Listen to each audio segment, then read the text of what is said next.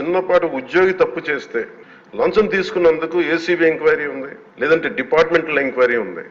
అలాంటిది రాష్ట్ర వ్యవహారాలు నడిపే ముఖ్యమంత్రి కానీ వారి సంబంధిత సభ్యులు కానీ స్టేట్ ఎక్స్చెకర్కి 18,860 కోట్ల రూపాయలు పైచులకు ప్రప్రథమంగా ఇక్కడే మనకు తేలుతూ ఉంటే వీళ్ళు శిక్ష పడకుండా ఎలా తప్పించుకుంటారు?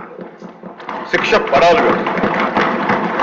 అందరూ ఇన్ని కోట్లాది మంది జీవితాలతో ఆడుకుని వీళ్ళ చేతుల్లో మటుకు ఇన్ని వేల కోట్లు, దాదాపు విష్ణుకుమార్ రాజు గారు చెప్పినట్టు 30,000 కోట్లు వెళ్ళిపోయాయి. 18,000 కోట్లు ముందస్తుగా తెలుస్తుంది, కానీ ఇంకా లోతుగా చూస్తే అది చాలా పెద్ద ఇది స్కామ్, ఇది దోపిడీ. తప్పు చేసిన వాళ్ళని గత ప్రభుత్వం సంబంధించిన ఇది ఇట్స్ నాట్ అబౌట్ వెండట, పగా ప్రతీకారం కాదు, కానీ వీళ్ళని స్వేచ్ఛగా కనుక వదిలేస్తే వాళ్ళ అదృష్టవశాత్తు ఈ రోజు వాళ్ళకి లేరు. వాళ్ళ కనుక ఉండుంటే వాళ్ళకి నిజంగా వాళ్ళకి సమాధానం చెప్పాల్సిన పరిస్థితి ఉండేది. తప్పించుకొని పారిపోయారు వాళ్ళు, ఈరోజు తప్పించుకొని పారిపోయారు.